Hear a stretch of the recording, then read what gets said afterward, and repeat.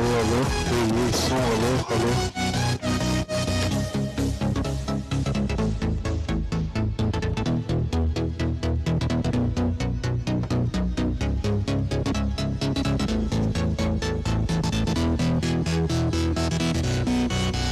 Alô, alô, alô, alô, alô. Alô, som, teste som, alô. 1, 2, 3, teste som. Ei, som, alô, alô. Ei, som, alô, alô, alô, alô. Ei, som, alô, som. Teste som, alô.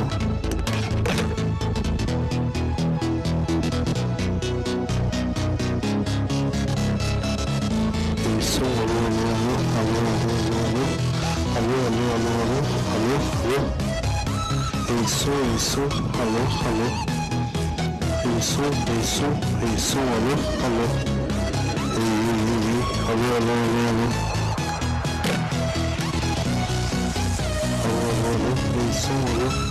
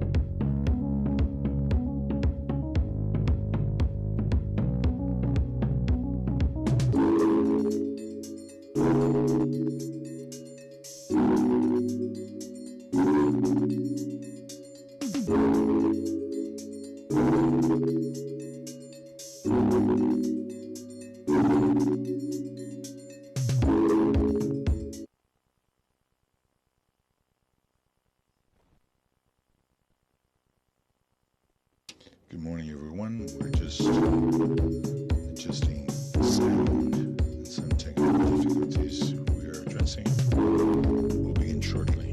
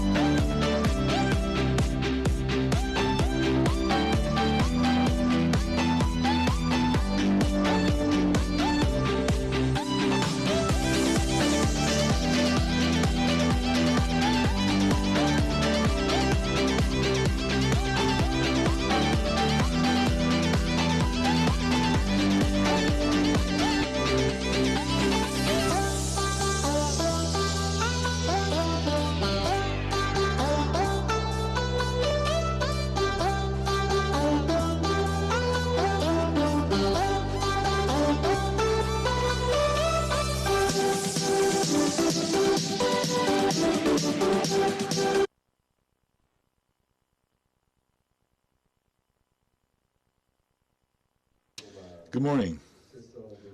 Welcome to yet another session of our 42nd International Conference of ABPI. I'd like to welcome our speakers, Robert de Berding, Ricardo Sishin. The topic of our presentations today will be confidential information on regulatory processes.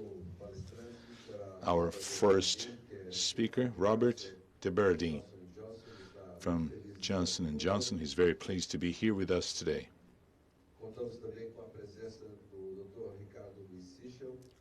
Dr. Ricardo Sisho has a law degree from the Federal University of Rio de Janeiro, has a master's degree in industrial property, and a doctor's degree in European law of patents. He was a federal prosecutor of industrial property from July 84 all the way to August 2019. He then retired. He was the head of the INPI prosecutor's office all the way to 2004. He's the author of several international publications. He's a renowned speaker both in Brazil and abroad. Robert de Berding, Dr. Ricardo Sisho. Robert, you may start, please. Bom dia a todos. Muito obrigado. Está funcionando? Muito obrigado pela oportunidade de fazer essa apresentação nesse congresso e muito obrigado por falar em inglês.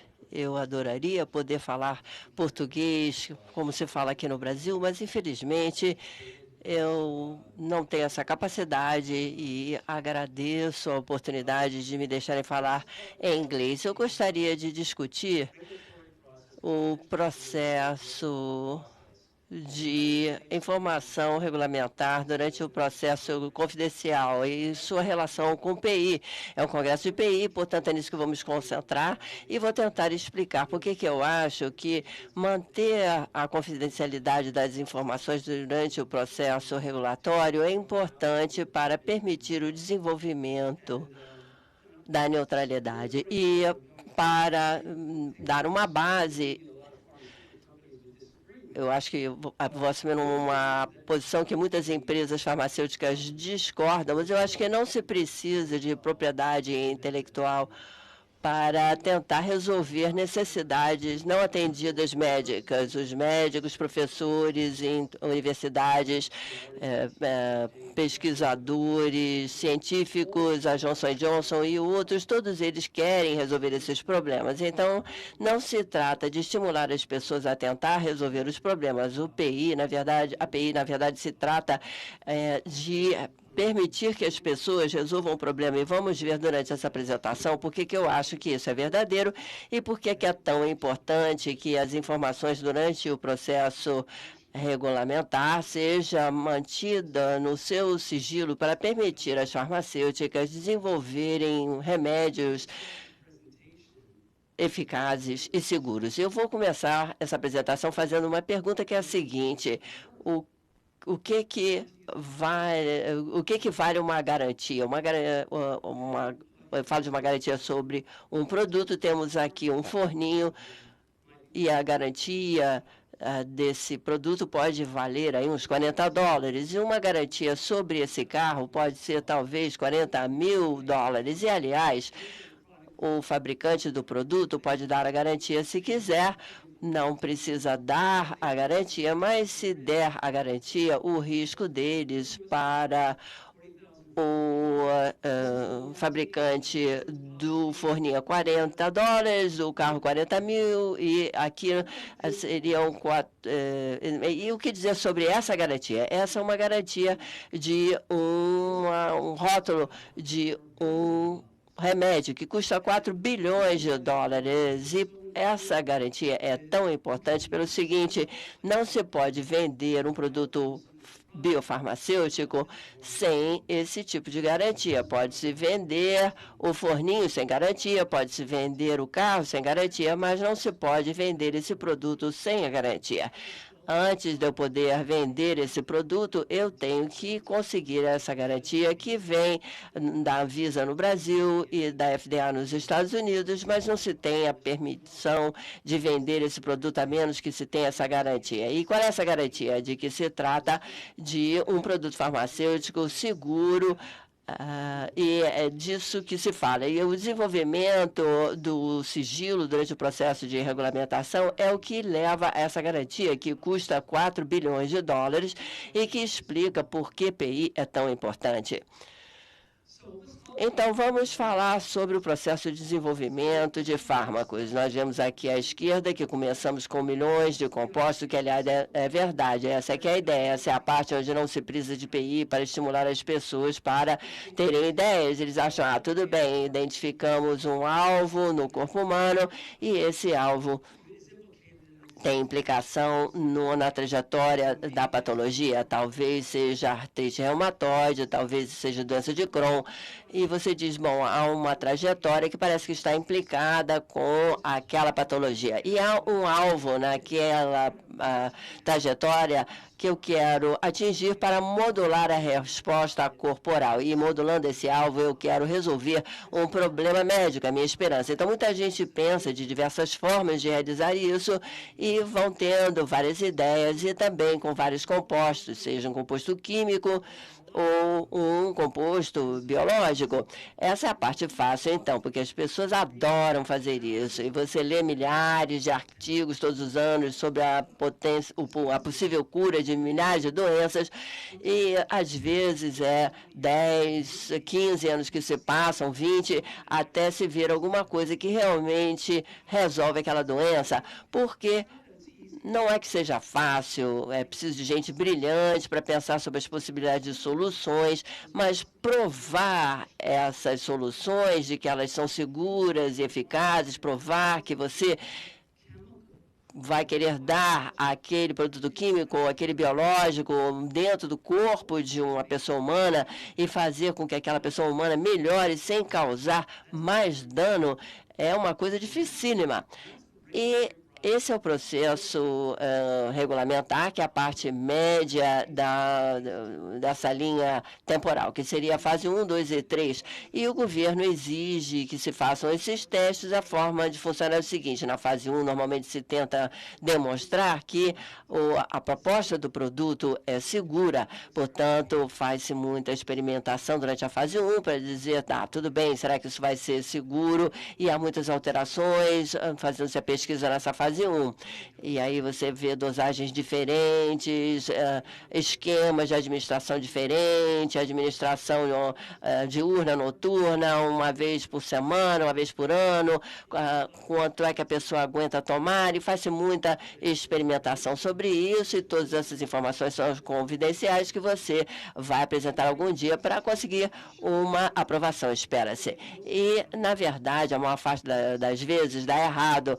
A taxa de sucesso é de 1 para cada 100. E aí se chega na fase 2, que tem a ver sobre a modulação, a tentar determinar qual é o perfil de segurança em comparação com a oportunidade de resolver um problema. E aí pensa-se, será que é uma coisa que vai ajudar a pessoa? Nós achamos que nós podemos tratar as pessoas com isso, mas será que vai fazer uma diferença? E analisa-se isso na fase 2, que leva muitos anos, que custa centenas de milhões, se não bilhões de dólares.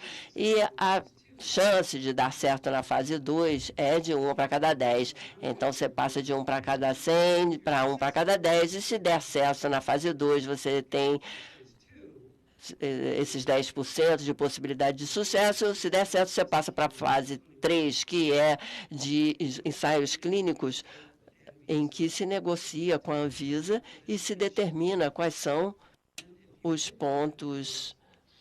E se você chegar a esses pontos, a agência regulatória vai conseguir vender o seu produto. A chance de sucesso na fase 3, mesmo tendo gastado bilhões de dólares e muitos anos, e você, a essa altura, trabalhou muito, mudou o remédio, e a chance de dar certo é de 1 de cada 3. E podemos ver que é muito difícil, e é por isso que a maior parte da incerteza, a maior parte do custo, se concentra durante esse processo de regulamentação, quando você tenta pegar um composto químico ou um composto biológico e transformá-lo num produto farmacêutico seguro para você poder. And that's critical to understanding why IP is so important to allowing people to do this, and why keeping the information confidential during the regulatory process is an important part of that IP opportunity. So this is just a quick slide that shows the cost of doing this has gotten more expensive. In the 1970s, it was about $200 million. You can see in the early 1990s to the early 2000s, it was $1 billion. About a decade ago, it was about $2.6 billion. Today, it's about $4 billion.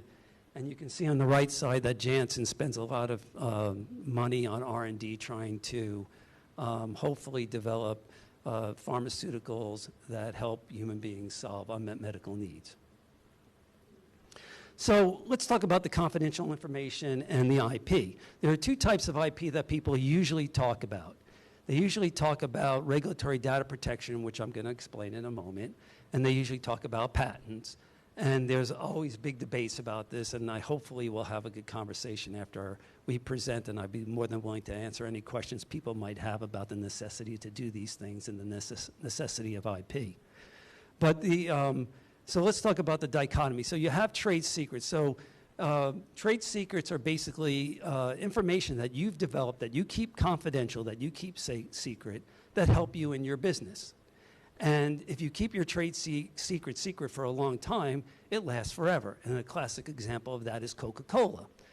The formula for Coca-Cola is kept in a gigantic vault somewhere in the depths of Atlanta, and Coca-Cola has been in business for over 100 years because people have not been able to figure out that formula. They've kept it a trade secret. They don't share it with anyone. And that's what trade secrets do. They protect you from someone taking your confidential information and using that to compete against you. And And then there's patents. And again, I talked about during that regulatory period when you're creating all this confidential information about how your drug performs, you're innovating around that information. You're coming up with new formulations. You're coming up with new dosing regimens. You're coming up with maybe tweaks to your molecule. You're coming up with diagnostic analysis to say, why are some people responding to this drug and why aren't other people responding to it? Because no drug is perfect. No drug works for a disease state 100% of the time for 100% of the people. It just doesn't happen that way. So there's a lot of information that you get and a lot of innovation that happens from that information, and you're always trying to make your drug better, or you're always trying to come up with new drugs based upon that information, and that innovation is going to be captured as well. Now, how do we capture the trade secret information? We just by keeping it secret. But the problem is that we have to take that confidential information that we spend billions of dollars and we have to give it to the government. The government demands that information in order to give us the warranty, the label to sell our product. And the compensation for giving the government that information is regulatory data protection. Now, I call regulatory data protection delayed data theft. And the reason I call it that is simply this. What happens is that I give the information to the government, and in places where there is regulatory data protection or delayed data theft, the government says, okay, I'll take your trade secret information, I'll keep it confidential, but only for a short period of time. In the United States, it's 5 years. And then in 5 years, I'm going to take all your confidential information that took you billions of dollars to generate. I'm going to allow your competitor, a generic company, to rely upon that information to sell their products. So that years of work that you did and that uncertainty that you worked through and the billions of dollars you spent, the generic companies don't have to do that. I'm going to allow them to rely upon your trade secret information. It'd be like the government giving the formula to Coca-Cola to another cola company after 5 years. But that's the compensation we get for the government doing that. They've given us in the United States 5 years. And that's around trade secrets. What, again, I call it delayed data theft. The other side of the equation has nothing to do with that. The other side of the equation is the innovation side, which translates into patents. And patents are completely different. What patents are is when I do that innovation, when I figure out that formula, when I figure out that dosage amount, when I figure out the dosage regimen, when I do all that work and I do that innovation, I'm encouraged to publish that. And if I publish it in my patent, then I get 20 years from the date, in most jurisdictions, 20 years from the date that I file that patent of protection. The way it works out in the pharmaceutical industry, because it takes a long time to get your regulatory approval, when I file my very first patent at 20 years, I don't get anything close to 20 years of protection. It's usually less than, it's around 7. And then the other innovation that happens during the regulatory process, I file patents on that confidential information, the innovation that comes from that. And I file patents on that, and that gives me more time. And usually it's about 13 years before people start copying that drug and start selling it as a generic. And by the way, I think the system works really well, and I'm going to make the argument that we need both. We need innovation and generics. I think the system works extremely well, and I'll talk about that at the end of my presentation. So you have those patents. Now let's go back to the warranty and explain why we need intellectual property. And this is, I apologize, I put this together. I'm not very good at PowerPoint. But so this isn't sophisticated, but hopefully it gets the point across. So this is the development timeline. I'm going to start developing. Of course, I have a product. I'm excited about it. I can't sell it. If it was a pair of sneakers, if it was a golf club, if it was this tie, I could say, look, this tie is fantastic, Robert. It's going to make you look handsome. Put it on, and people will think you're handsome. Here you are today, and you know that they lied to me because I don't look handsome. But they're allowed to do that. And they don't have to go to the government and say, look, here's Robert in the tie. Isn't he handsome? The government says, no, he's not. And we're not going to allow you to sell that tie because he looks terrible. Well, so that's why we can't start selling then. So then we go into the development process, and what do we start doing? We start doing all that work on the regulatory, on getting regulatory approval, and all that confidential information. And so what happens is we're investing and we're investing and we're investing and we're losing money. And we're going to keep on losing money until we get to sell. And that's when you get regulatory approval. And remember, this regulatory approval happens after the 1 in 100 chance of succeeding in phase 1, the 1 in 10 chance of succeeding in phase 2, and the 1 in 3 chance of succeeding in phase 3. So then you get your regulatory approval. And then if I do get my regulatory approval, I start selling. As I sell more and more, I start recovering my cost. At some point, I'm going to hit that break-even point where you see the red triangle hitting the blue line. Now, I put in there the end of DDT or the end of RDP. Usually that's 5 years. Usually that's not enough time to recover your full cost for that drug that got approved. But it's nice to know that at least for 5 years, the government's not going to tell your competitors about your confidential information so they can use that to get approval for their generic. So there's some value in that. But the real value comes from the time that you have after you break even, because this is your profit, and this profit has to pay for all the other expense of the company and then also has to go to your shareholders. And of course, that represents the time when you get to sell your drug without people copying it, because again, once the generic copies your drug, the price goes down tremendously because the generic can sell their drug for less money because they didn't spend as much on the development process because they're relying upon all that confidential information you generated, the innovator generated. And that's okay.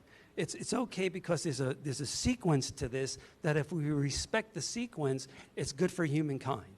And it really is. The system is amazingly efficient if you allow it to work the way it should work.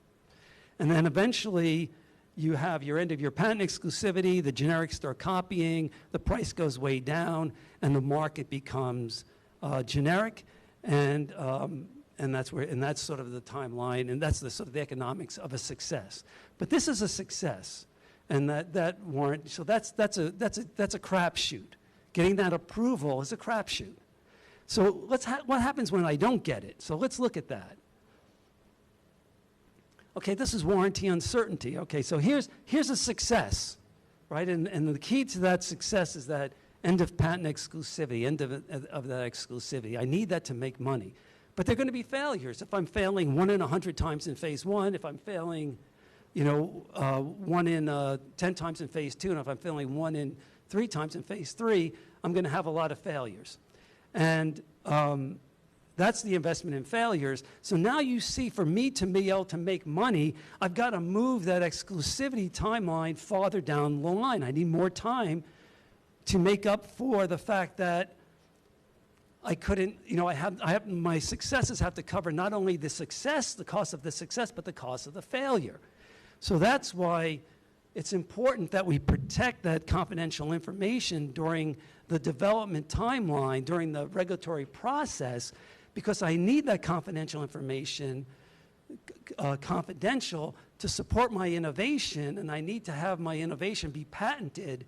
And if the confidential information is disclosed before that happens, then I don't have enough time to recover my costs. And I'm going to close quickly by explaining how this works so well. The reason this works so well is a good example is the United States. The United States, 90% of the prescriptions given in the United States are for generics. 90% of the market is generic. The vast majority of drugs sold in the United States are generics. At one point, they were innovative pharmaceuticals, and then this system went through, and those innovative pharmaceuticals became generics. And now 90% of the prescriptions in the United States are for low-cost drugs. 10% are for more expensive, innovative pharmaceuticals. But the great thing is, after a period of time, they too will become generics. That's the generic pipeline. And so for there to be a generic pipeline, you need this system because you have to encourage new drugs. And the system is working beautiful. Vast majority of expenses for the new drugs, which encourages more experimentation in new drugs, and the vast majority of prescriptions are for low-cost drugs. And of course, that helps society as well. So that's a quick presentation of why I think confidentiality is important for IP in the regulatory process. And I'm going to turn it over to Ricardo, who's going to talk about the patent process itself, and then we'll have time for questions and answers, hopefully. So thank you for your attention. I appreciate it.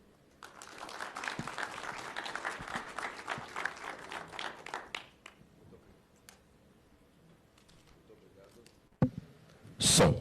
Muito obrigado, Robert, pela brilhante apresentação, fazendo uma clara conexão entre a importância de propriedade intelectual e o processo regulatório, demonstrando que a obtenção showing that the obtention of patents is important not just for the patent itself, but because of the influence it has throughout the regulatory process. This was a first perspective. We will now listen to Ricardo Siccio with a different perspective, no less important, which is confidentiality of information throughout the patent granting process. I'd like to let you all know that at the end, for people who are in the room, we will have a question and answer period. And for those who are online, you may send your questions online, and we will also take your questions in our Q&A. Dr. Ricardo, you have the floor.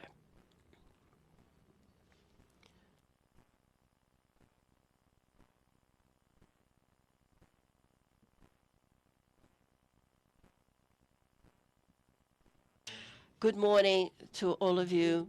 It is a pleasure to be here at this meeting. First of all, I'd like to thank the organizers for inviting me. And the second point is that to speak after listening to Robert, it's become a lot clearer because he has covered almost all the topic. There is little left to be explained because he's brought us an extremely interesting view about warranty. I apologize for not speaking English because my proficiency in English is not all that good, but we will try and make progress in some questions that were asked as time has gone by.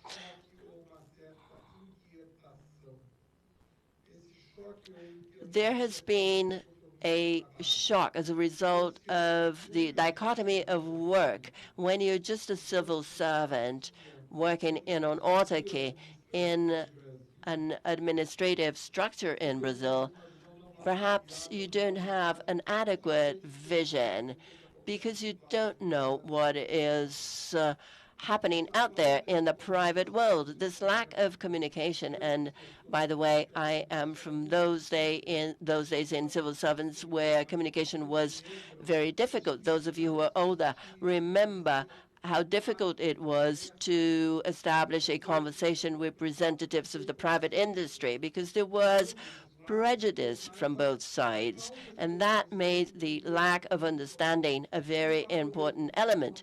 We speak the same language, the same jargon, but not the same language. And when you don't speak the same language, you don't understand what other people are saying. And when you don't understand, dialogue becomes impossible. So instead of there being an understanding of the public sphere and civil servants as something that serves society, there was the idea of an autarkic, closed protection where the public at large does not serve society. So we have to understand this, and there's a first rule, which is a generic rule, which is part of our Constitution in Article 37, which stipulates the basic principles that public administration should follow, and one of them is that of disclosure. When I talk about disclosure, I can understand this as saying that everything has to be public at the same time because of a transfer. But is this the true meaning, or am I just saying, or do I mean to say that the process has to be public and transparent as much as possible. So A grants technology to B, A receives this technology from B, the contract is written, as is the case of ABPI, but the details of this contract and negotiation are not necessarily a public matter, because as my panel colleague has just said, we have patents on the one hand, but we also have trade secrets on the other, and there are other business elements that have to be taken into account as being those of secrecy interests. So if I start a negotiation with a partner, I look up Dr. Gabriel to start a negotiation with him, we are not sure at all in the beginning that we will get to the end and common agreement. We may have the best of intentions, and for different reasons, like type of delivery and type of contract execution, price, maybe we won't reach an agreement. But in order for me to provide the service and technology, I have to envisage a series of factors which are not accessible to the public at large, to my partner who is interested in understanding my business method. He has to understand what I do, because if I keep everything secret, my possible partner will not be able to assess whether the price I'm offering for that price or technology is compatible or not. So we have to have secrecy rules or non-disclosure rules in order to disclose a little more, and in doing so, to be able to start a negotiation, just like when we certify a technology transfer contract with ABPI.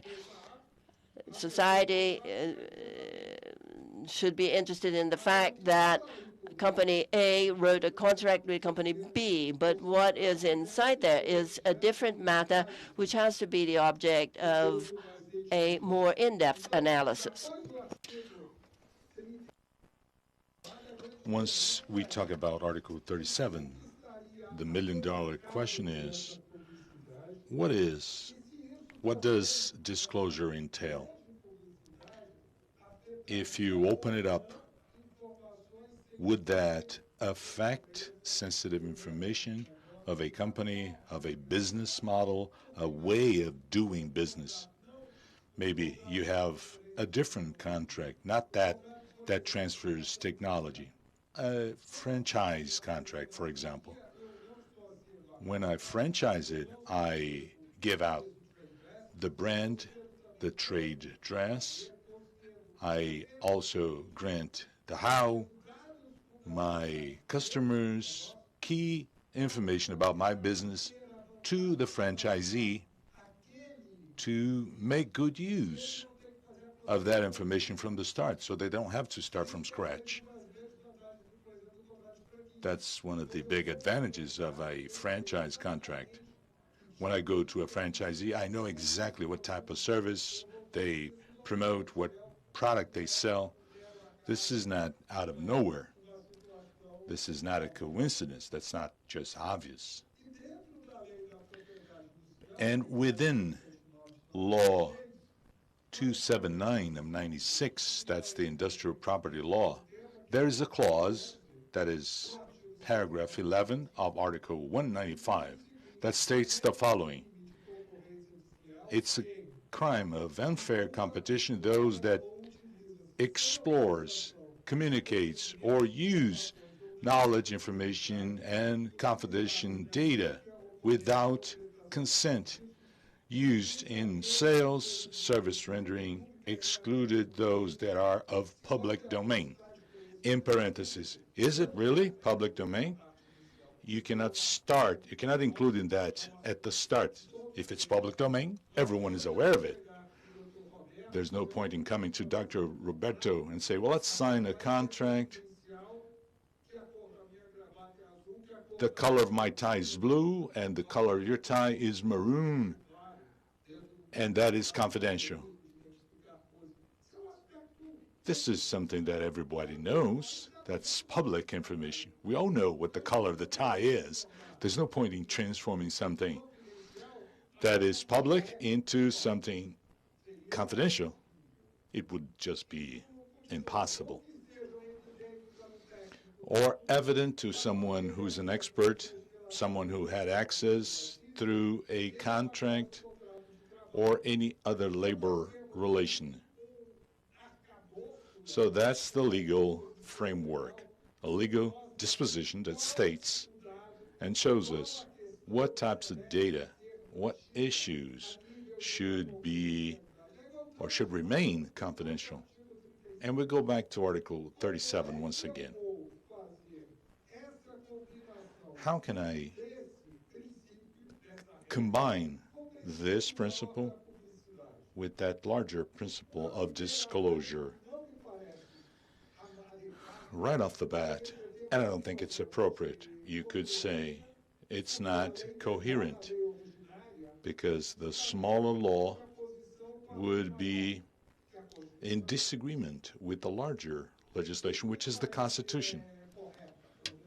I don't think it's appropriate. I don't think it's the right way to address this issue because any administrative organization in any state, I'm limiting myself to those that abide by the rule of law. The democratic states, you have information that is confidential, information that should be kept secret, even to guarantee the security of that state.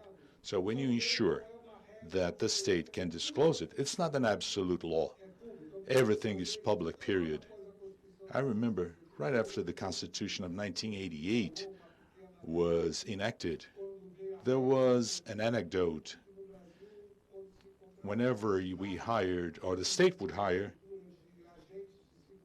they would have to hire spies, and their names, that the names of the spies that were hired should be published in the official gazette of the state. So they would be well-known spies throughout the world, that there could be no 007. So they would have to have that information being disclosed because of that cannot happen because of the task they were supposed to perform. Just like know-how. Just yesterday, when we're talking about compulsory license, what's not written in a patent, what was not considered by the patent agency as indispensable, as a characteristic of that invention, that is the trick of the trade secrets, in other words.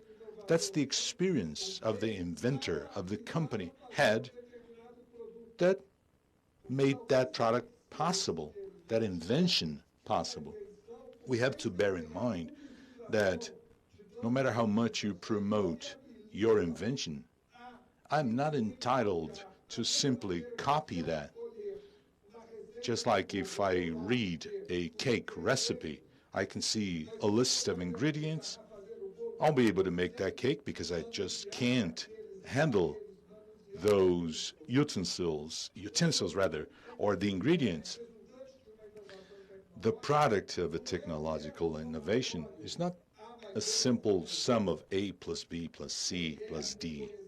That requires knowledge as to how to handle those products in order to reach that desired goal. It's only reasonable for trade reasons. That kind of information should remain confidential, therefore.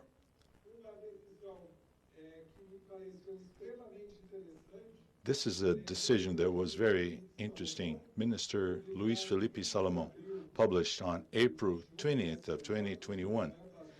In our superior courts, it's a year old. It's not that old at all. Breaking that confidentiality is an extremely sensitive element. And as a consequence, the requirements to meet those needs should be conducted very carefully. It should be limited to illicit, should be analyzed on a case-by-case basis because we're dealing with very dear subjects to society. Even though he's talking about, or it is talking about, the rights in the realm of business technology, that's part of the company's assets. Of course, the company has invested time and money in order to reach that goal. It not came out of nowhere. I stumbled upon that idea and it simply came out of thin air. No, it's not an Isaac Newton. An apple dropped or fell onto his head and then he came to the conclusion that there's the law of gravity. No, it took a lot of time, just like Dr. Robert said. There were several failures. He even talked about statistics from phase 1, phase 2, phase 3. When you get to phase 2, you have to start from scratch. So a lot of data generated, gathered, analyzed. So this is something that is very dear and expensive in both senses, very sensitive for that entrepreneur, for that innovator. Opening up of that information should be regarded as an exception. The reasons behind it should be clearly explained. Why am I granting that disclosure? And that conduct should place or should not risk something bigger, a public interest, a crime, a violation of the law. You would have to have something that is very, very clear and evident. And there's another decision of the same court, appellate judge Alberto Nogueira. The decision was about income tax. Corporate income tax is the contract between companies, and the terms have to clearly include know-how and technology transfer, and including, and that's the interesting part, and confidentiality. When you state the net price, that expense should not be deducted, even when contracts relate to technical assistance only. Despite it's talking about tax issues, it states that the possibility of preserving that confidentiality as one of the important elements of that negotiation. It's an element that has to be taken into account. It's not out of whim. It's not a favor. And then we come to the exceptions. When would we consider that confidentiality to be broken? Who could do it? The legal system requests in due processes, or the Ministério Público, the DA's office, is faced with a violation of the law, any type of crime, if that data is extremely important to clarify or to prove in a criminal court, you would have then a conflict of interests. Of course, I shouldn't use that confidentiality to cover up for any illicit activity. If I am committing a crime, I cannot invoke that confidentiality in the regulatory process to cover up that practice, because I'll be impacting a much more important well-being that would affect society as a whole. That would be much bigger. That's the first exception, but that has to be studied on a case-by-case basis. In other words, there should be a rule that says that's generics. No, I have to analyze that on a case-by-case basis to make sure that the principles are there, and then, and only then, make sure that that confidentiality should or should not be maintained within that case. We've seen that a couple of times within the INPI, the protection for computer software. There were some cases going on, that was the internal regulation. If it's a physical process, they would require some legal authorities. You would open up an envelope, then it would be sealed to get that information whenever the case was discussed. I would like to draw your attention that in 35 years in the INPI prosecutor's office, I've never seen a case that would invoke that topic. So 35 years is a considerable amount of time, but I've never seen such a case that would involve this type of issue, particularly. Of course, that does not limit whatever is available to the INPI, the CADI, the trade authorities, has to maintain whenever you have mergers, whenever you have relevant or the risk of monopoly. That applies to Anvisa as well, the health authorities. You have to analyze that on a case-by-case basis, point by point. Thank you for bearing with me, and I'll be available. We're all available to answer any questions you may have. Thank you.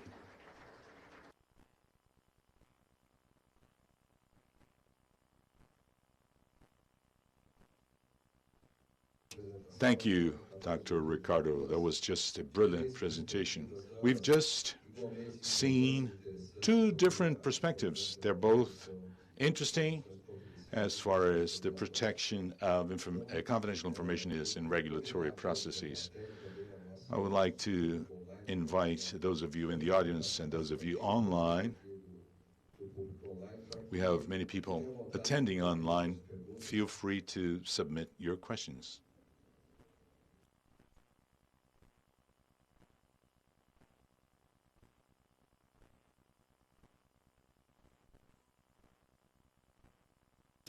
No, you go first. You have that beard. You look older. Okay, I'll take that benefit. Parabéns pela apresentação. O evento foi muito bom para a plateia. Eu tenho uma pergunta para o senhor, Robert. O senhor apresentou duas partes de uma máquina bastante bem azeitada que funciona para que você. Awesome. But when you look at what we have in Brazil, those very two parts, they work in a very different way, right?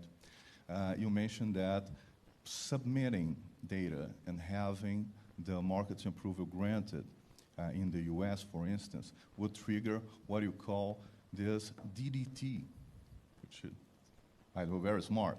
So, but here in Brazil, we have IDT, which would be immediate data theft, because at the moment that you present that data before Anvisa and you have your market approval granted, generic companies are already allowed to ask for a generic market approval as well, right?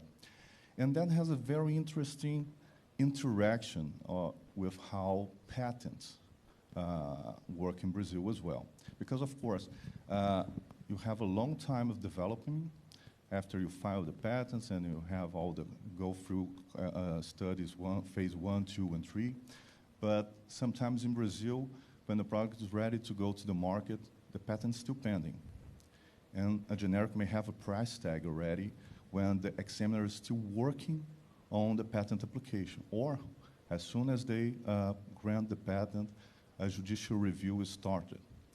Or if you are lucky and you already have the patent, when you try to enforce it, that put a lot of strain on a judge that is deciding on a preliminary injunction, for instance, because there's a price tag. And the price tag is very low when you compare one to another. And in Brazil, we have a universal healthcare system. The government is a big client. And of course, you're looking at public funds. So I would ask you, knowing that, how that would impact strategizing for an innovator company when looking at Brazil and how this clunky innovation wheel works here. Thank you. Well, you know, I think that in the past, Brazil has been more leaning towards the generic manufacturing business. And, you know, and that's fine. You know, Brazil knows its country best, and it can decide what the best economy is for Brazil. But my suggestion is that, you know, as a very advanced country, you know, given the incredible academic institutions in Brazil, the education, the educated population, the incredible natural resources, and the advanced you know, business environment in Brazil, that Brazil can have both. It can have the generic industry and the innovation industry. And then most people ask, they say, well, if people are developing drugs because of the US market or the European market, why can't we just copy them and we can save money? But the problem with that is that we know that there aren't enough pharmaceuticals. Every day, probably someone in this room knows someone that has a disease that doesn't have a good solution to it. I mean, whether it's Alzheimer's, whether it's heart disease, whether it's cancer.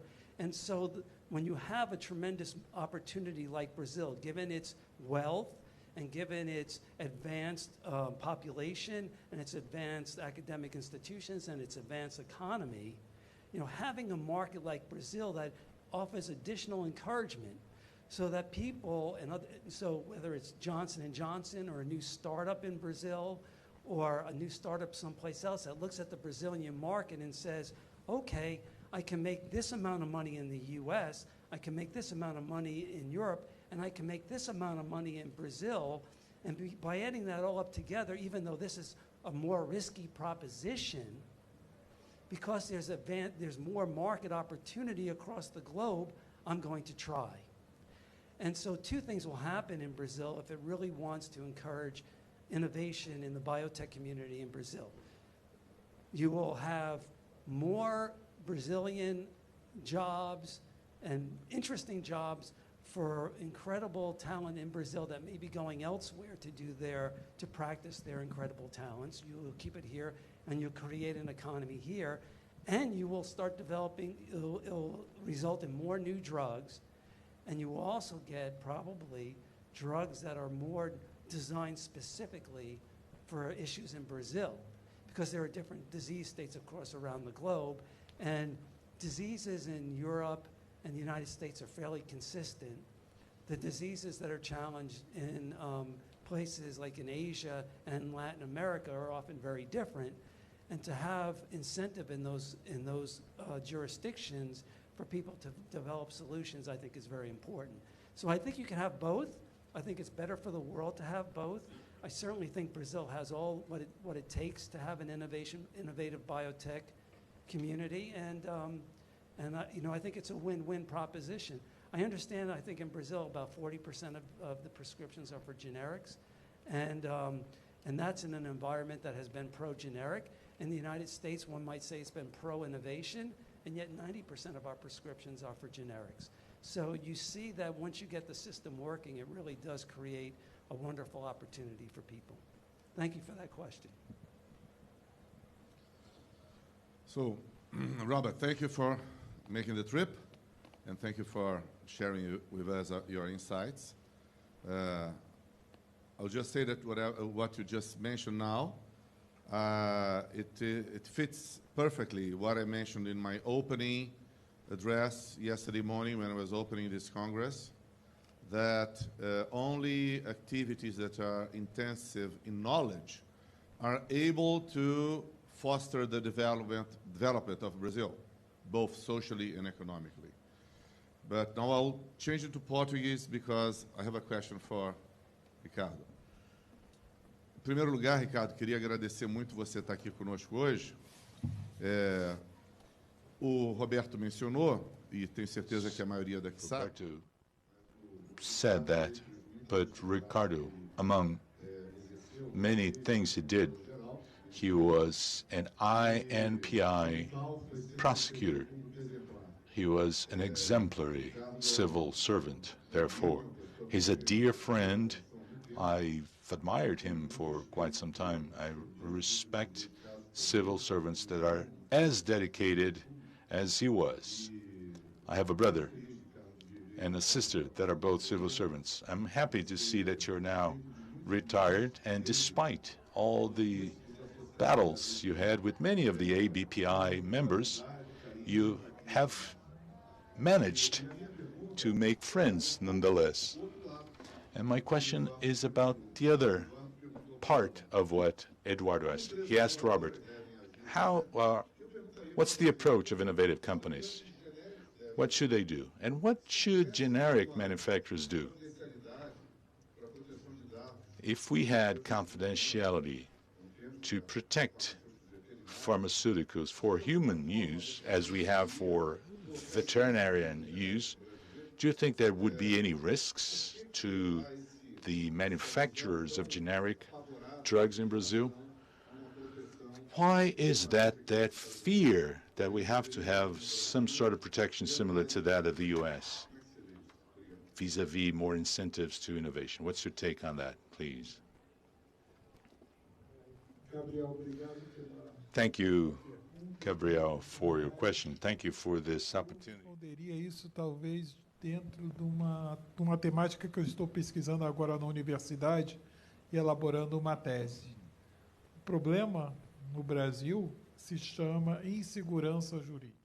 The problem we have in the country is legal insecurity. If we did have legal security, some sort of predictability as far as the decisions go, many of these concerns wouldn't affect us. Just like Robert said, 90% of prescription drugs in the U.S. are generic. I lived in Germany, and you know that very well. You have a very socialized health system in Germany. Even before the euro, that was the Deutsche Mark then, you had a prescription drug from a public. You could go to any drugstore. Anything would cost 5 marks. Everything was 5 marks. There was some reimbursements.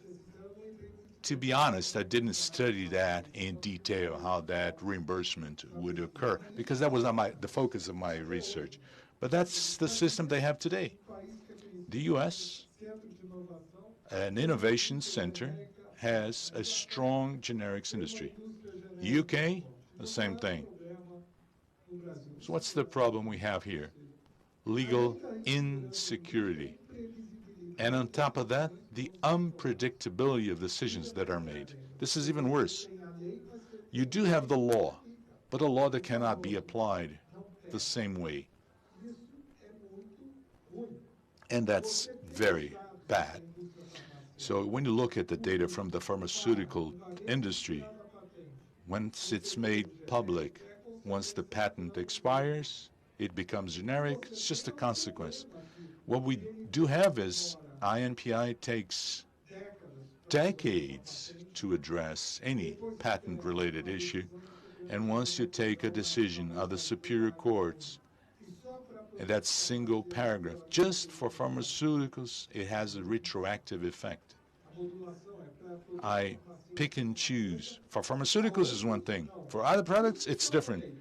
What about this in between? The flasks. You bring in more doubt. And when you do so, even for those investors in the generic industry, you create that uncertainty. I studied economics for a year, and then I kept on reading. Uncertainty brings prices or forces prices to go up. When you have certainty, prices come down. When you look at numbers, you have to be very calm. Why do we have less than 30,000 patent requests, and India gets almost 50,000 patent requests a year? Is that a coincidence? This is for OMPI data. Why is it that the number of companies that register patents in Brazil are coming down? Or why is that number going down?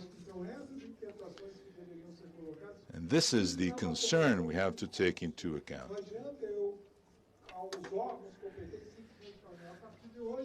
Agencies shouldn't say, well, everything's okay, we have legal security, we have visibility and predictability. No, it's a matter of practice. We have to, all agencies, the executive branch, the legislative branch, and the judiciary should give us predictability to understand how things operate. You cannot change the rules of the game at the bottom of the ninth. So how can you going to explain that? You say that that patent is valid by 2023. No, it's terminated now. It's only valid till 2016. If you manage to explain that to anyone, you are a genius. Hello, Robert. I'll speak in English.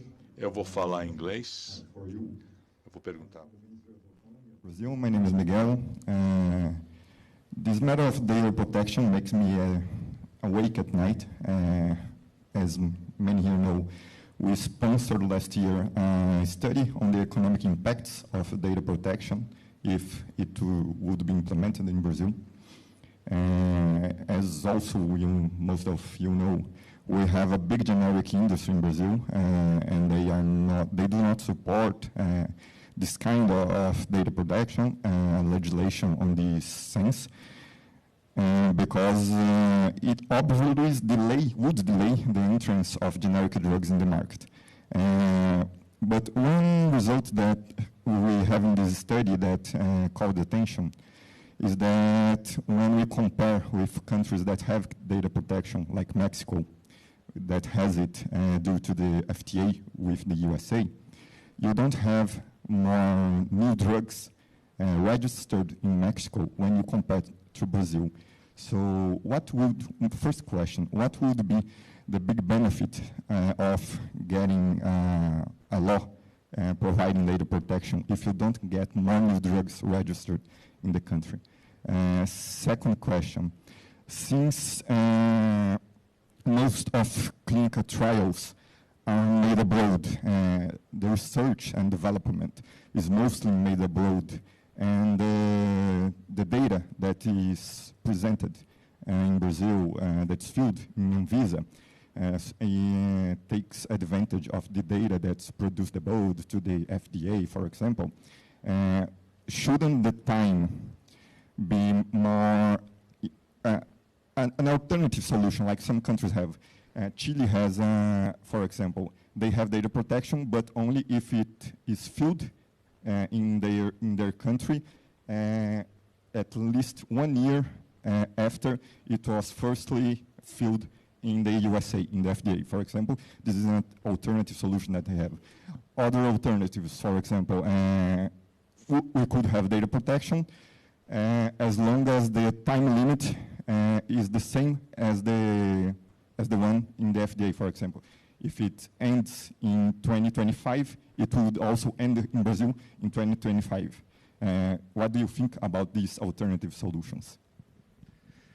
Yeah, thank you for your question. I think part of your question is what Eduardo is, in my answer to Eduardo, is implicated, which is, certainly you can encourage earlier generic launches in a country. And the question is that the best thing overall for a system? And the problem that most people make is they look at the system statically. They look at one drug at one point in time. And that's because most people are worried about the next quarter. Most generics are worried about the next quarter. But if you step back and you look at the system works, and the reason it works so well in the United States especially, but in Europe and in Japan, and it's going to be that way in China too. China has figured this out, and they're turning to innovation They're not interested in manufacturing now. They're not interested. There are more patents issued in China than any other country in the world. There's more patent litigation in China than any other country in the world. China has figured this out.